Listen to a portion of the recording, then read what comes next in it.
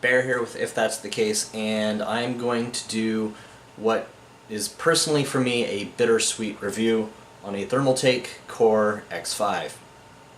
Why is this a bittersweet review? Well, it's bittersweet because I am in the middle of moving, and I don't know if I've put up a little moving vlog or not, but if I have, I'm sure there'll be a card up in one of these corners. Otherwise, too bad, you'll have to wait. Sorry. It's bittersweet because I'm moving, and part of this move, I'm moving into a smaller space. The office is a lot smaller. That's what the blue tape behind me is. It's measurements, basically, of the new place for our office. And one of the things that I learned is that we won't be able to have as much room in the office. I think I've already said that, haven't I? And so, when I was doing my channel and making videos, I decided to have a channel system. A case for the channel with parts inside, all for the channel, to kind of show the growth of our community that we're making here alongside of it. So I decided that my personal case could not be on my desk anymore in the background of videos, and that the channel system should be there. So I didn't just want to put my old case on the floor. So I went and looked for a case I could put on the floor and kind of tuck away in a corner while still giving it all of the air it needs to breathe. So I had found that this particular case, the Thermaltake Core X5, did all of that stuff I needed and a little more. So let's quickly go over some of the things about this case. And man, I never even got to take off the side cover on the panels. Let's just jump right into it.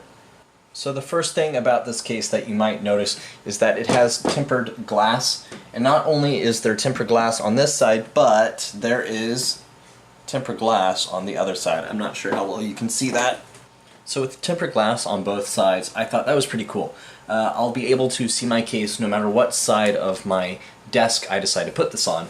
And its dimensions, which I cannot remember, but whoosh, there we go. It fit perfectly between my desk and the girlfriend's desk on the floor. And so I thought, this is perfect, this is great, this is exactly what I need. And then it had a few more extra features that I thought were pretty cool. So airflow in this case is amazing. Originally this came with two Thermaltake 120mm fans on the very front. Let me see if I can show you that. By the way, guys, I'm sorry, my case is a little dusty and dirty because I wasn't really planning on doing this today. They originally had two 120mm fans on the very front here, which it can support. This thing can actually support, I believe, a 280 radiator on the front here. And then, I mean, if you really wanted to, you probably could keep going if you weren't using these guys, but I threw in a Cooler Master, a single, I believe, this is a 230 or 200mm fan in the very front here from Cooler Master. I decided to use this for my intake, so lots of flow to go into the case. And then while we are here at the very front of the case, what you might notice is that these are the front I/O. And what was nice about this case is most of the times your front I/O is either in the front or it's going to be on the left, because the side panel is usually just on the left. But with this having tempered glass on both sides, you could actually take this off and move it to the other side. So I took it off from over here and I put it over here, and then they have a nice little placeholder you can swap it with. It worked out perfectly. So I was able to switch them around, and then I could access all my I/O on my side of the office, which means I was on the right side. Alright, so now let's get to the top of the case. The top of the case is actually pretty nice. These thumb screws are captive on the back here. We just slide back, pull up. Dust filter for the air intake here is magnetic, and you can pull it all the way out. Again, excuse the dust, I have not yet really cleaned it. Ugh, I need to. Alright, so moving inside of the case, you can actually have up to two 360 or two 420 radiators on top of this chassis, right? 420 millimeter Hey Alexa, what is 140 times 3? 140 multiplied by 3 equals 420. Yeah, math, bitch. And the nice thing and the easy way that you can do this is you just unscrew the screws back here, and then you can move the rails that go across this so that you can go from a 120, 240, 360, or 140, 280, 420 millimeter radiators. It's pretty easy. You lift, there's dots all in here that show you where to put this, and you can install it all outside of the case, bring it over, put it down, screw down the top halves, and it's in. Pretty easy. This is the part where I tell you I'm not going to be able to give this case the review it truly deserves. Why is that?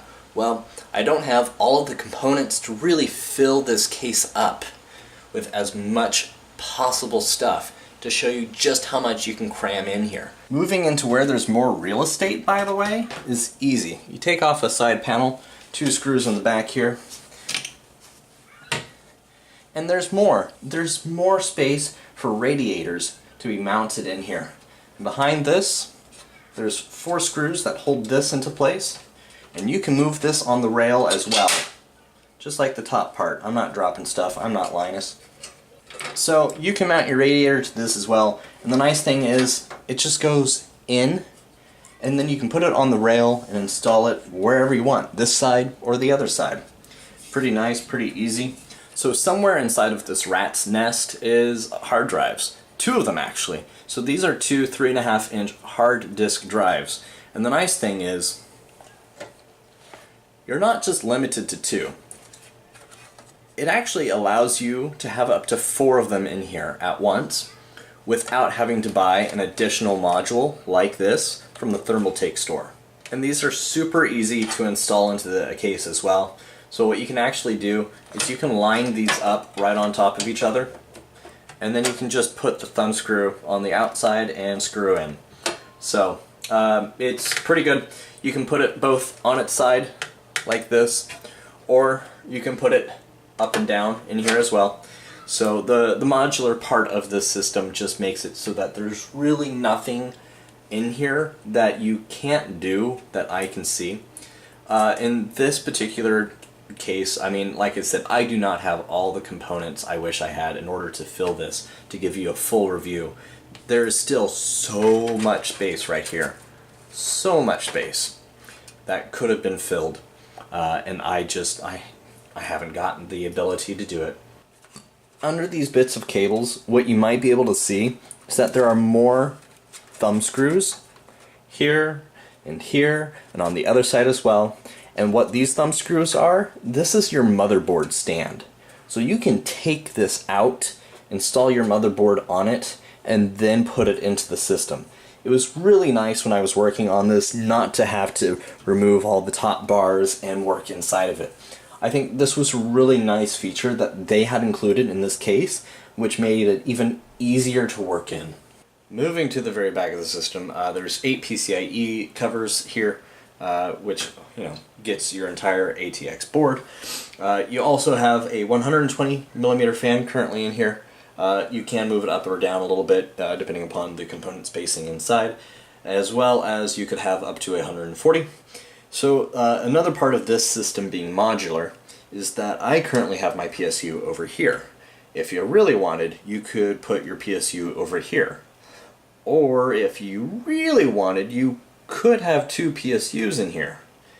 If you really wanted. I'm not sure how you'd get the 2 systems, but I'm sure it's possible.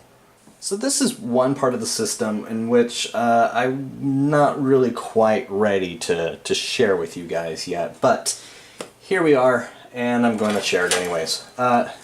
So these are your 2.5-inch drive slots, we'll call them that. So what you do with these slots, let me unplug this guy. So you can put your solid state drive onto this little sled here. The nice thing is there's little spots down here that you can pop this into. So you put it down into these spots here, and then you kick it back, you screw it in, And then you take your power supply cable and you just ring it through. Now, this only really works if you have a 90-degree power cable to put it down in. Now, a lot of power cables do exactly what this cable's doing. So what happens when you have multiple... I am just going to move that again. Alright, so this is one of the problems I particularly had on these sleds. Your standard SATA cables aren't going to work the best.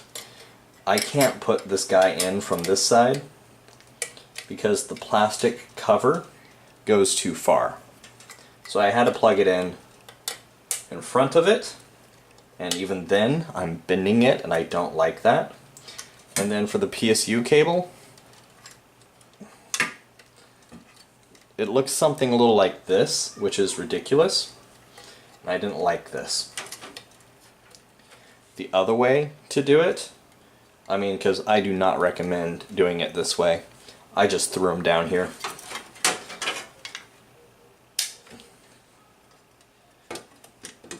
If you didn't have an end piece like this, you have a cable like this, it comes in, and again, I am bending this just to get it to work, and now it pops in. But this doesn't leave you much room on a standard PSU power cable for SATA to go to the next drive. So what do you have to do? Well, you basically gotta get little mini SATA extensions or a custom SATA cable just for your small 2.5-inch drives that you want to put on the side. Otherwise, here's something of what it would look like if everything just worked. So right here is the very corner of my standard ATX PSU inside. Now if you had a bigger PSU, these little dots down here, these are so that you can actually put the PSU holding bracket here further back to actually accommodate for a bigger PSU. And this goes for both sides. And one of the last features that we're going to talk about here real quick, this little hole right here, this can actually come out and allow you access either underneath it if it was on top, or if you were on the bottom, you can actually just take off that top panel on this case and stack them onto each other. These line up with little divots in them and everything so that you can stack these cases on top of each other and have a multi-system build going on with one on top of the other. Or you can use one for a lot of storage space or just another cooling chamber. Like I said, I cannot do justice to this case review. So there you go, guys, a quick review on the Thermaltake Core X5 with my personal system uncleaned inside of it with a rat's nest of cables, because I did not get the opportunity to really get this just the way I wanted it before having to move.